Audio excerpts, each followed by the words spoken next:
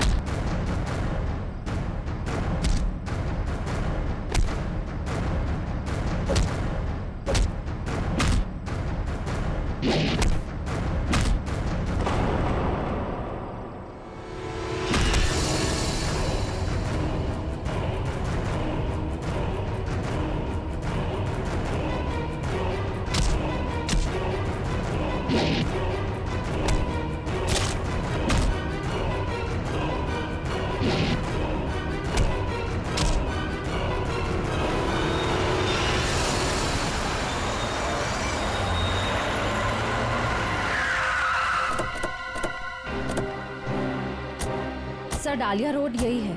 हो सकता है अभिजीत सर और दया सर यहीं कहीं होंगे। हो सकता है वो टीके और रागनी क्या हो।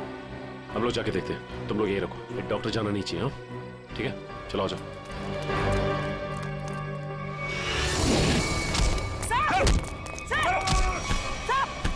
अभिजीत सर, क्या कर रहे हो आप लोग? सर, क्या कर रहे हो आप लोग? संभालो। क्या कर रहे हो? अभिजीत सर, सर क्या कर रहे हो? प्लीज,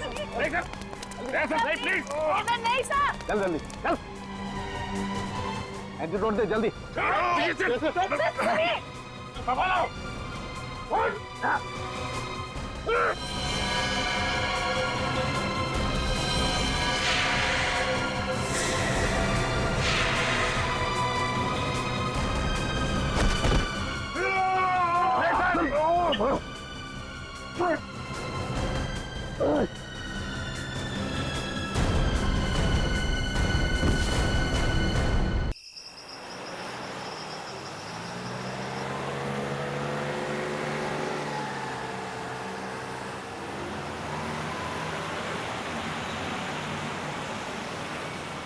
ये तो हमारी गाड़ी है।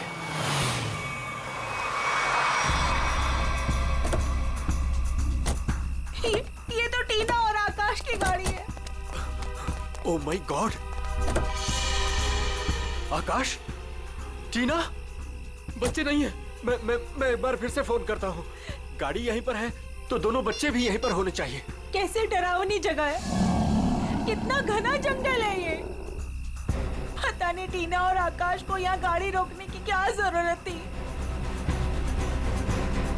दोनों में से किसी का भी फोन नहीं लग रहा है। लूटपाट का मामला तो नहीं लगता है भाई साहब। बच्चों को सारा सामान गाड़ी में ही है। ऐसे बीच सड़क पे बच्चे गाड़ी छोड़ के गए कहाँ? समझ में नहीं आ रहा मेरे दोनों बच्चे कहाँ चले गए, क्या हो गया उनको। मीरा कुछ नहीं होगा हमारे बच्चों को। शांति रखो, घबराओ मत। आओ यहीं कहीं आसपास देखते हैं। आकाश, टीना, आकाश, आकाश, आकाश, मेरी आवाज सुनाई दे रही है? आकाश, आकाश, टीना, पता नहीं इस घने जंगल में बच्चे कहाँ चले गए। मीरा गाड़ी यहाँ पर है तो बच्चे भी यहीं पर होने चाहिए।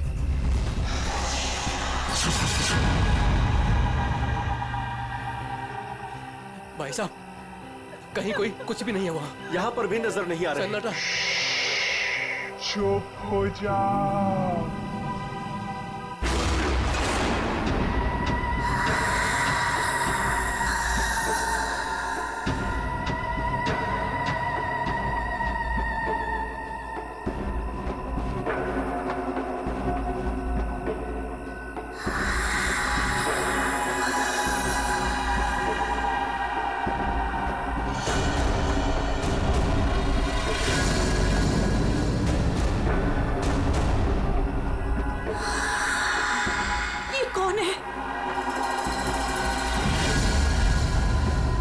कौन हो तुम?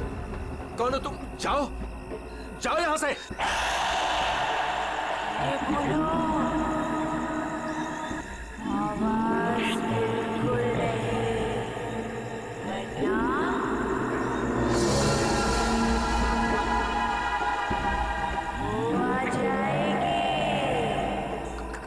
कौन आ जाएगी?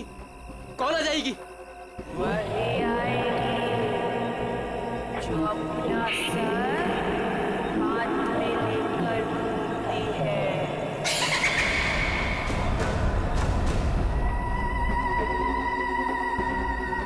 आ जाएगी। चलो कौन है? जल्दी चलो चलो यहाँ गाड़ी से, में बैठो चलो यहाँ जल्दी।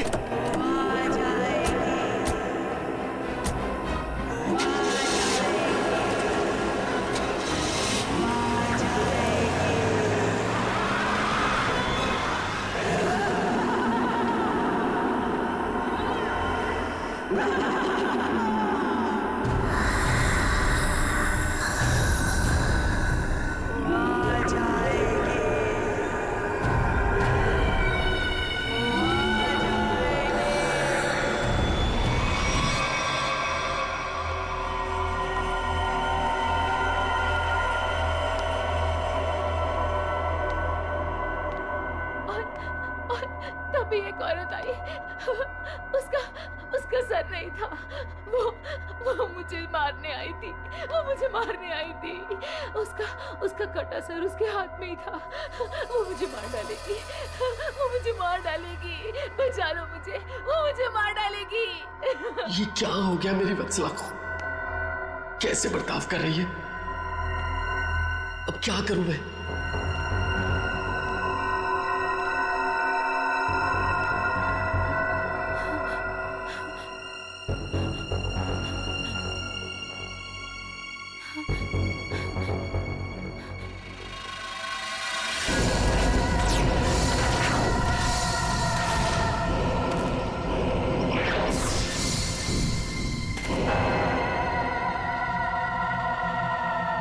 सर, उसके बाद क्या हुआ? उसके बाद वो कटे सर वाली औरत मेरी तरफ घूम गई। मैं डर की वजह से पीछे हट गई। वो मेरी तरफ बढ़ती रही। वो अपना कटा सर मेरे चेहरे की तरफ फेंक। नहीं।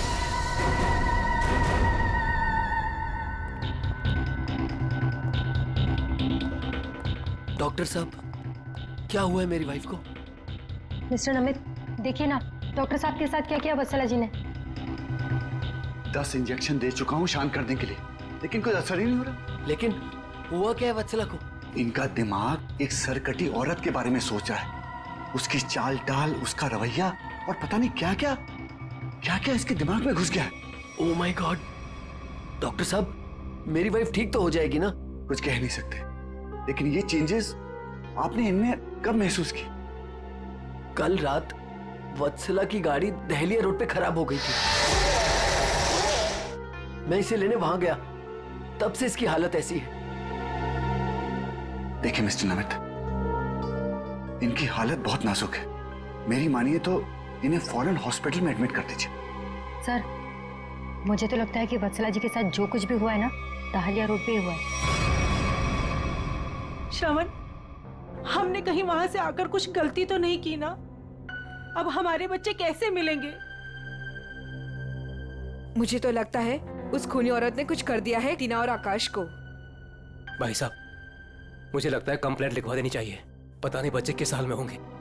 उमेश, मैं तो कहता हूँ हमें सीआईडी को फोन करना चाहिए। मैं करता हूँ भाई साहब।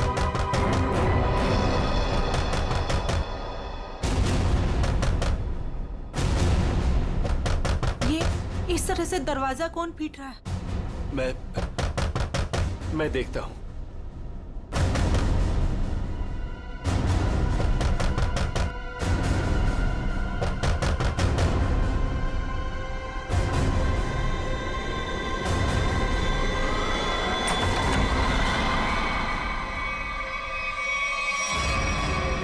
टीना, टीना बेटा, टीना बेटा, टीना।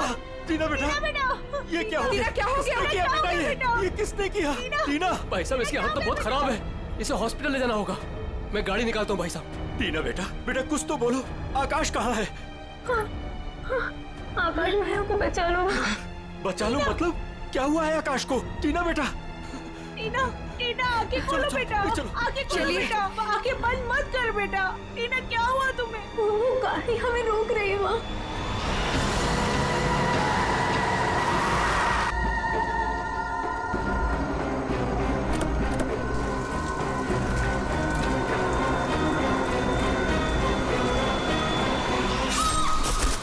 ये कहाँ गया रहा? टीना, टीना बेटा आंखें खोलो बेटा। टीना, तुम हमें छोड़ के नहीं जा सकते।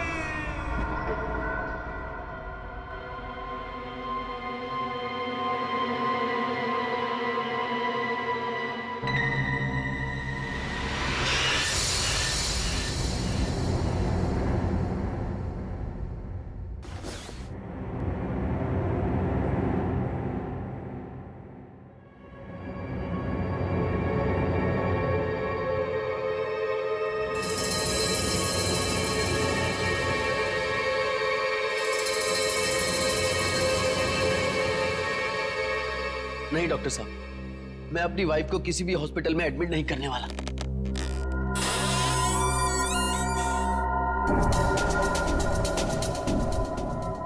आपसे पहले भी 4 और डॉक्टरों ने मुझे यही एडवाइस दिया। अब मेरी वत्सला का इलाज मेरे घर पर ही कीजिए ना डॉक्टर साहब।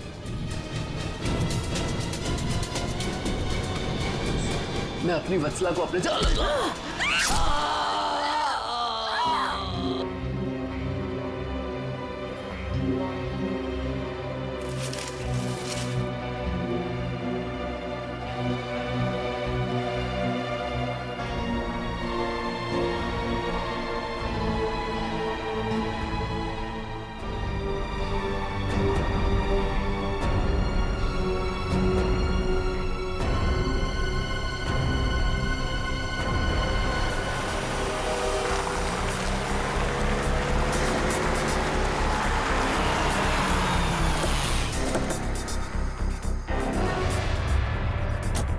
आइए इस तरफ, यहाँ पर आइए।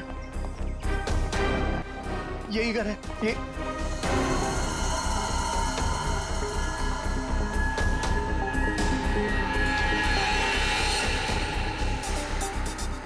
तो यहाँ पे जबरदस्त हाथापाई और तोड़फोड़ हुई है। चारों तरफ खून, सामान बिखरा पड़ा है। मिस्टर अमन, आपको कल रात ही हमें खबर कर देनी चाहिए थी। लेकिन सर, नमित के शरीर पर इतना खून देखा कि मैं डर गया था। हाँ सर। जिस किसी भी हथियार से विक्टिम पर हमला किया गया है, वो हथियार काफी तेज धार वाला होगा। सालुंके साहब, आपको कैसे पता चला? ये देखो, ये छोटी छोटी बूंदें देख रहे हो खून की, ये एक धार में सीधी। ऐसा लगता है किसी चाकू या छोटे खंजर का इस्तेमाल किया गया है। पता नहीं जिसको भी इसने मारा है वो जिंदा है या नहीं। और ये खून से सने हुए पांव के निशान तो घर के अंदर की तरफ जा रहे हैं। तो यहाँ पर नमित के अलावा कोई और भी रहता है क्या? हाँ, उसकी वाइफ। ओह माय गॉड, उससे तो कुछ नहीं हो गया। भाभी जी, एक मिनट, देखो सर।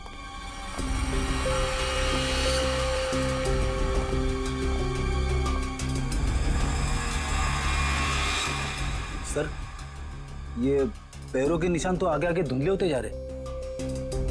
एक काम करो, इस कमरे को चेक करो।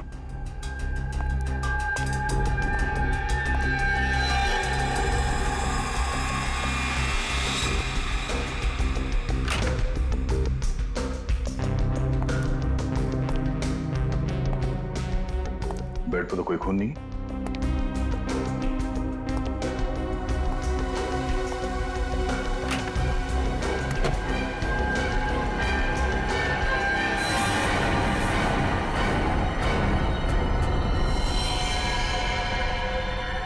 कौन हो तुम? बाहर आओ। बाहर आओ।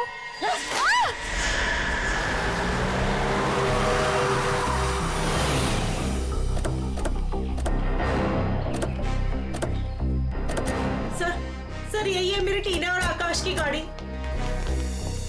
यहीं पर मेरे बच्चों पे वो मुसीबत आई थी।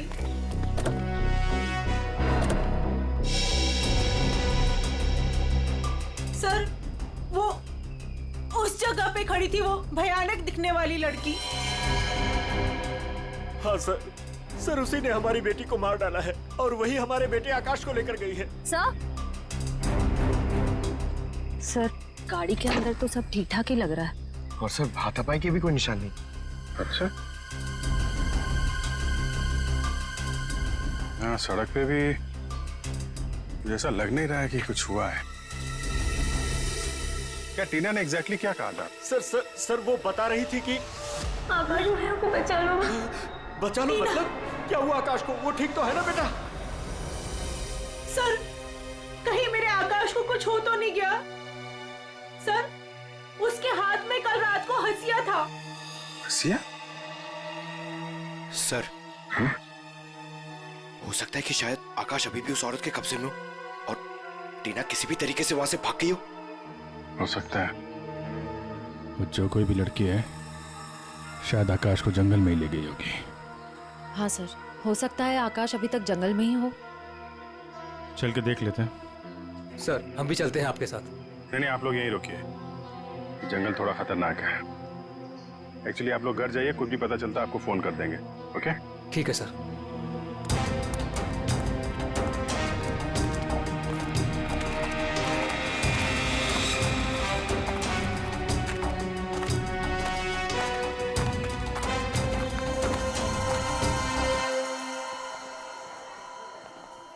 डॉक्टर साहब, वो आदमी कहाँ है जो खून से लथपथ आपके हॉस्पिटल में आया था? सर वो आदमी अंदर है। तो अब होश में है या अभी भी बेहोश है? नहीं, अभी होश तो आ गया है उसे, मगर थोड़ी बहकी बहकी बातें कर रहा है। क्या हम उनसे मिल सकते हैं? जी बिल्कुल, आइए।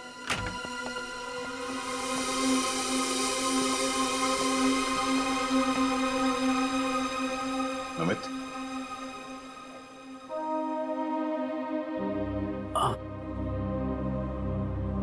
कौन?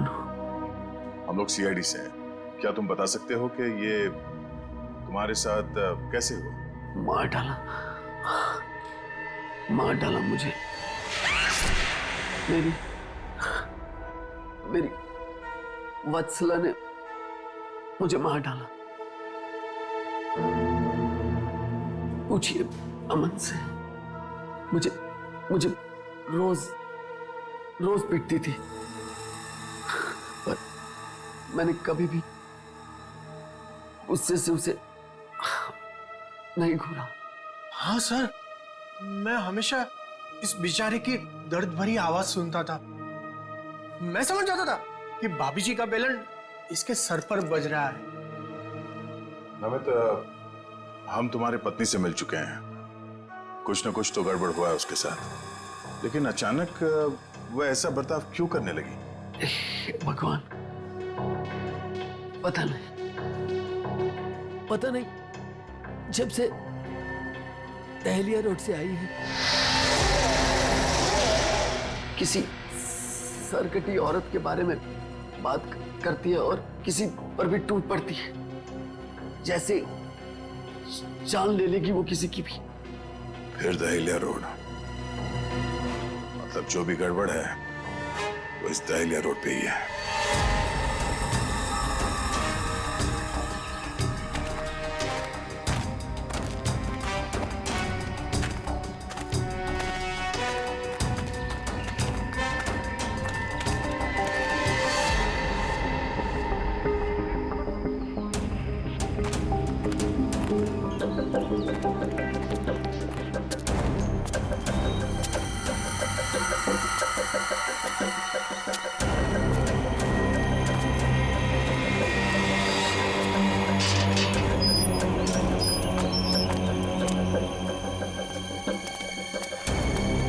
ये तो बिल्कुल हॉरर फिल्म की तरह बंगला है, जंगल के बीच में इतना सुनसान। लगता है ये टीना और आकाश इसी घर में आए होंगे।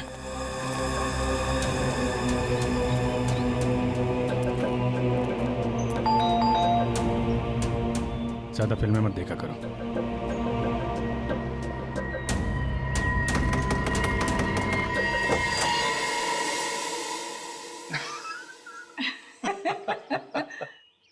बहुत अच्छा लगा। इतने सुनसान जंगल में भी कोई हमें मिलने आया। एनीवेज, मेरा नाम डीके है और ये मेरी धर्म पत्नी रागिनी। अरे आइए ना आप लोग, अंदर आइए, बाहर क्यों खड़े हैं? प्लीज आइए आइए आइए। सर ये लोग तो बहुत अजीब हैं। ये तो हम लोग से ऐसे बात कर रहे जैसे हम लोग इनके रिश्तेदार हैं। काफी अच्छा घर है। Thank you. आसपास दूसरा कोई घर नहीं दिख रहा है, तो इतने सुनसान जंगल में आपने घर बनाया?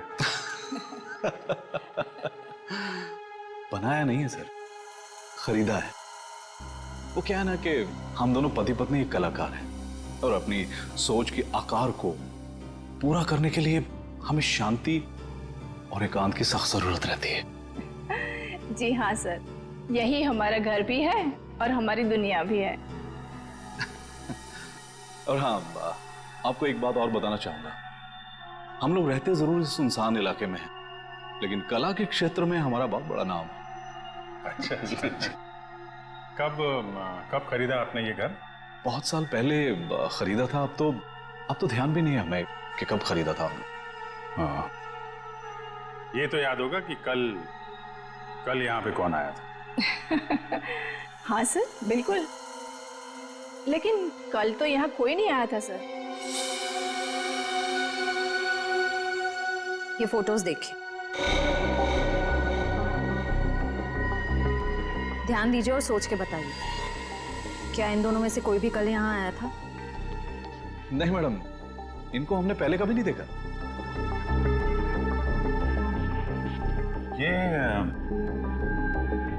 ये कौन है? ये हमारी बेटी अंशिता। 14 जुलाई 2013 को प्लेग की वजह से इसकी मृत्यु हो गई थी। बहुत याद आती है हमें हमारी बेटी की। हम लोग आपसे कितने सारे सवाल पूछे जा रहे हैं, आप नहीं पूछेंगे कि हम लोग कौन हैं और क्यों इतने सारे सवाल कर रहे हैं आपसे? कौन है आप लोग, आप बता दीजिए। हम लोग कौन है घर के अंदर? नहीं, कोई नहीं है। नहीं, कोई है।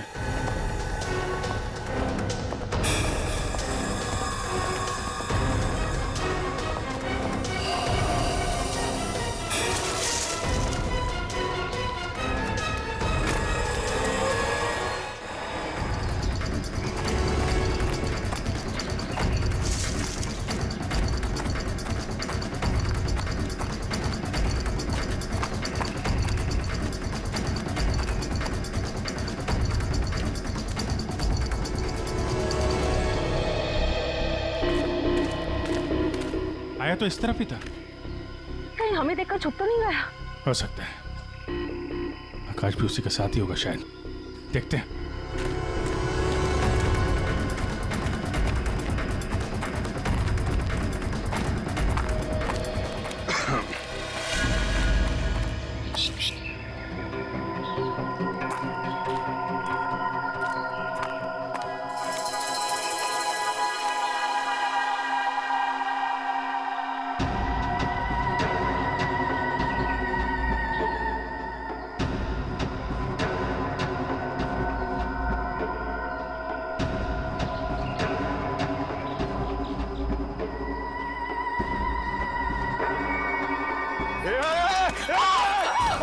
नहीं, फायर नहीं। कर नीचे। कौन है तुम? क्या कर रही थी उस घर के अंदर? हसिया नीचे फेंको। टीना को तुमने मारा था ना? आकाश का है? धीरे बोलो, वो सुन लेगी। वो तुम्हारे पीछे खड़ी है।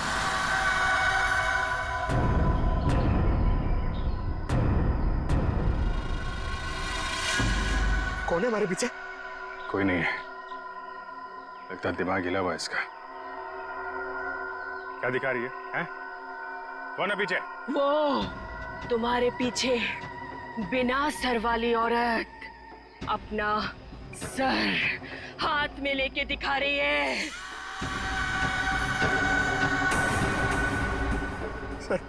ये उस सिरकटी औरत की बात कर रही सर, वो वत्सला जैसी बातें कर रही है। हमारे पीछे कोई नहीं है। किसकी बात कर रही हो तुम? ऐसे नीचे करो, नीचे रखो। मैं मार दूंगी उसे, मैं मार दूंगी उसे, मैं मार दूंगी, मार दूंगी।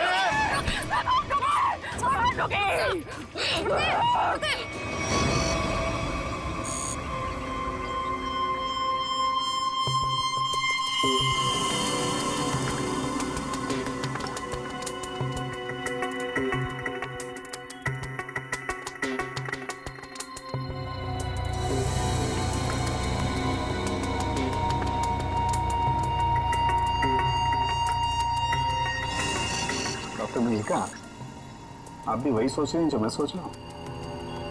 यस सर, पर ये है क्या? थोड़ा बहुत तो पता चला है, पूरा तो टेस्ट होने के बाद पता चलेगा।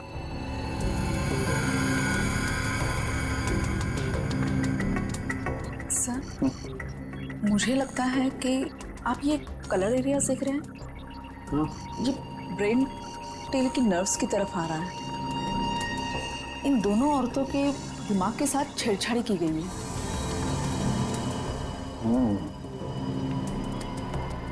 सर, इनकी याददाश्त से छेड़छाड़ की गई है। इनको कोई नेचुरल रोग या दिमागी बीमारी नहीं, इनकी तो मेमोरी ही बदल दी गई है। मतलब ये कि आर्टिफिशियल मेमोरी भर दी गई है इनके दिमाग में। Yes sir.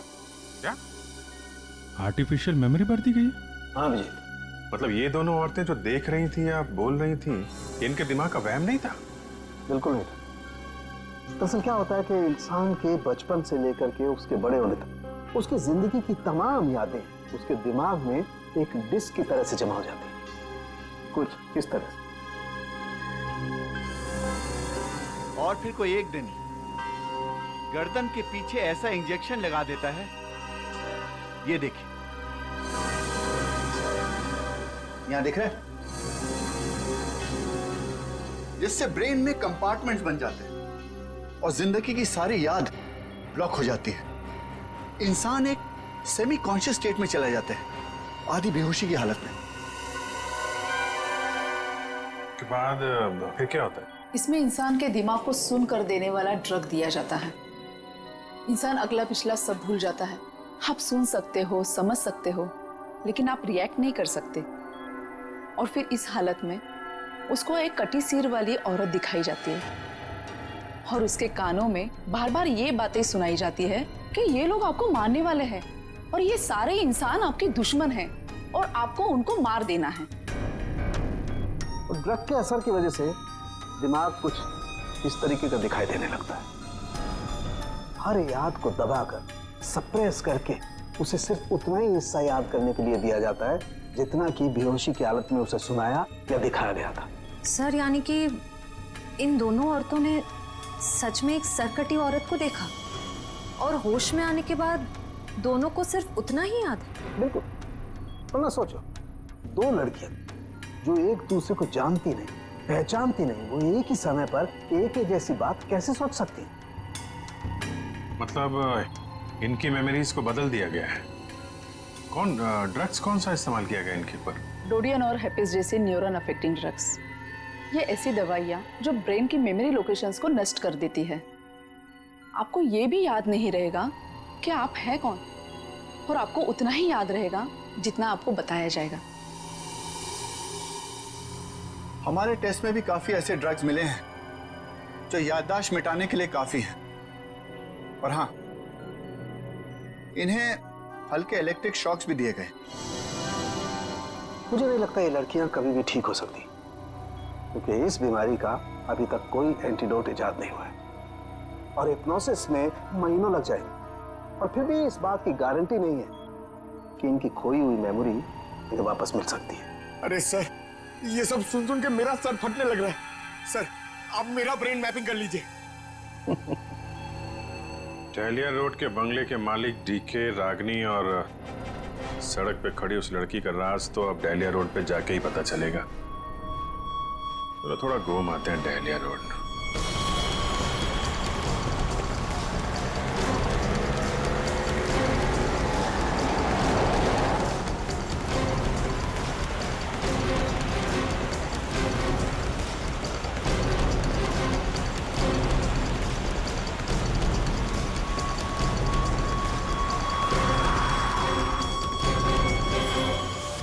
हमारी बेटी अंचिता है। 14 जुलाई 2013 को प्लेग की वजह से इसकी मृत्यु हो गई थी। ये तो वही लड़की है, डीके और रागिनी की मरी हुई बेटी। मेरी मदद कीजिए प्लीज। कैसी मदद? मेरा मतलब क्या मदद चाहिए आपको? मेरे मम्मी पापा अचानक से बेहोश हो गए। मैंने बहुत कोशिश की उन्हें उठाने की, पर वो नहीं उठे। कहाँ है कहाँ आपके मम्मी पापा? घर पे आके देखिए ना प्लीज, पास में है। चलिए आइए। कहाँ पर है? चलिए। अच्छा, इन नाम से कोई भी रजिस्ट्रेशन नहीं? ओके ठीक है, थैंक यू सर। सारे पेंटर्स एसोसिएशन में फोन कर लिया सर, मगर डीके और रागिनी के नाम से कोई भी रजिस्ट्रेशन नहीं। सब कुछ झूठ बोला उसने। मुझे तो लगता है कि उसने अपना नाम भी गलत बताया है। जयवंती, कुछ पता चला? नहीं सर, अभी तक कुछ भी नहीं पता चला। मगर सर, कितने कॉन्फिडेंस से झूठ बोल रहे थे दोनों। लगता है सर अब एक ही रास्ता बचा है, उन्हीं से सच उगलवाना पड़ेगा। नहीं जयवंती, पहले उसकी सारी डिटेल्स निकालते हैं, फिर उठाते उसे। लेकिन सर पता कैसे चलेगा? एक काम करो, दलिया हाउस में जो उनकी तस्वीरें खींची गई थी, उन्हें क्रिमिनल डाटाबेस से और मिसिंग केस फाइल से मैच करवा के देखो, शायद असलियत सामने आ जाए। आइए। यहाँ इतनी रोशनी कम क्यों है? वो घर आबादी से दूर है ना, इसलिए वोल्टेज थोड़ा कम है। ये देखिए। दोनों एक साथ कैसे बेहोश हो गए? कहीं इस लड़की ने तो कुछ नहीं कर दिया?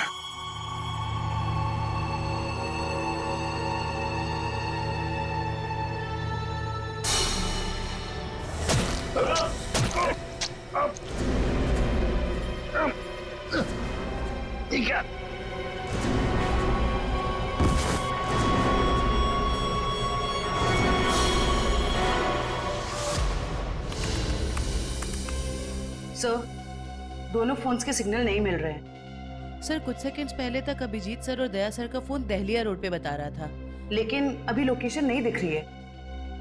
इसका मतलब अभिजीत सर और दया सर को वो रास्ता रोकने वाली लड़की मिल गई। फिर तो डीके और रागिनी की सच्चाई का भी पता चल जाएगा। Sir, hi sir. सर, ये है मिसेस साक्षी, उस नकली डीके और इलेश की माँ। नमस्ते। कहाँ है मेरा बेटा? कहाँ है इलेश? ये ऑफिसर कह रहे हैं उसका नाम डीके है और उसकी एक पत्नी है जिसका नाम है रागिनी। ये कैसे हो सकता है? ये सब झूठ है। जी नहीं, ये सच है। एक छानबीन के दौरान आपके बेटे और उस औरत से मुलाकात हुई हमारी, जो अब डीके और रागिनी बने बैठे, और उसी छानबीन में मिसिंग कंप्लेन से उनकी सच्चाई भी पता चली। मैम, आप हमें बता सकती हैं कि आपके बेटे इलेश ने अपना नाम बदल के डीके क्यों रख लिया? मेरा बेटा अपना नाम क्यों बदलेगा? मुझे इस बारे में कुछ नहीं पता। देखिए माताजी, वो रागिनी और नीता के साथ में कहीं छुपा हुआ बैठा है। अब ये औरत को जानती है? ये लड़की कौन है और कैसे मेरे बेटे की जिंदगी में आई? मुझे कुछ नहीं पता। देखिए मैडम, उस औरत के माँ बाप तो मर चुके हैं। बस आप ये बता सकती हैं कि जुलाई 2013 से पहले ऐसा क्या हुआ था जो आपका बेटा घर छोड़कर चला गया? नहीं, मेरा बेटा घर छोड़कर नहीं भागा था। हाँ, इलेश दिमागी तौर पर बीमार रहता था, तो एक बड़े साइकोथेरेपिस्ट के पास उसका इलाज चालू था और उसी थेरेपी की सिटिंग के लिए वो डॉक्टर के क्लिनिक गया था और फिर वो वापस ही नहीं आया। अच्छा मैम, ये बताइए कि नाम क्या है इस थेरेपी क्लिनिक के डॉक्टर?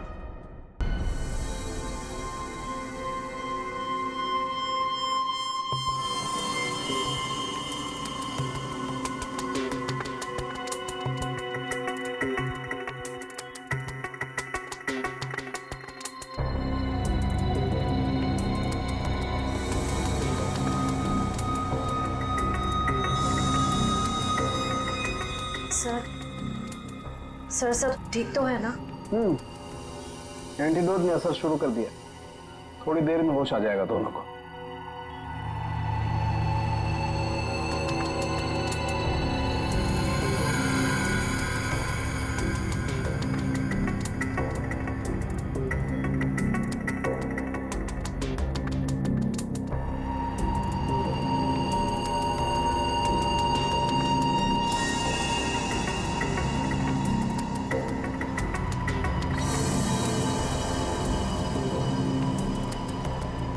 शुक्र मनाओ डॉक्टर सालुंके, अगर ये दोनों ठीक हुए हैं तो सिर्फ मेरी वजह से। अगर अपने दिमाग का सही इस्तेमाल किया होता ना तो एक मुजरिम की तरह इस हालत में नहीं खड़े होते, समझे? विकास अंकल, आपकी वजह से मैं भी एक मुजरिम बन के रह गई। अभी तो सिर्फ तुम दोनों का गुनाह सामने आया है। जिस दिन तुम दोनों को सजा मिलेगी ना, उस दिन समझ में आएगा कि गलत राह पे चलने का अंजाम क्या होता है।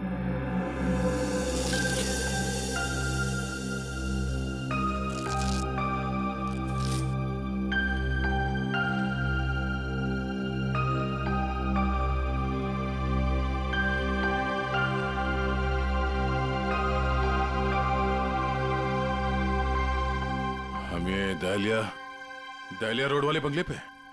नहीं यार, न्यूरो सेंटर में है भाई।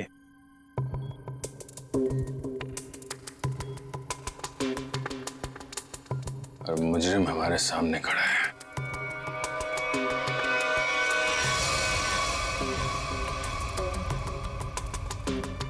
अच्छा एक बात बताओ, तुम्हें अभी वो कटे हुए सिर वाली औरत और वो भयानक आवाज से तुम ही सुने थे?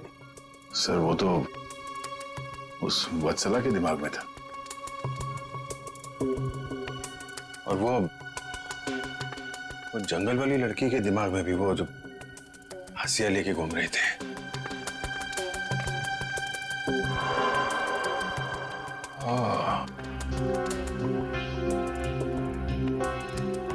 अब समझ में आया, संचिता के माँ बाप ने भी हम लोगों को वो ड्रग्स वाला इंजेक्शन लगा दिया था। हमारे दिमाग में भी ये सारी बातें भरती गई थी। बताओ डॉक्टर विकास, क्यों किया तुमने ये सब? जल्दी बता, वरना हमें तुम्हारा इलाज करना पड़ेगा। क्या बताऊं? डॉक्टर सालुंके ने सब कुछ समझा तो दिया था। मैं दुनिया में तहलका मचाने वाला ब्रेन मैपिंग एक्सपेरिमेंट करना चाहता था। बेहोशी में मैं लोगों को यहां लाता था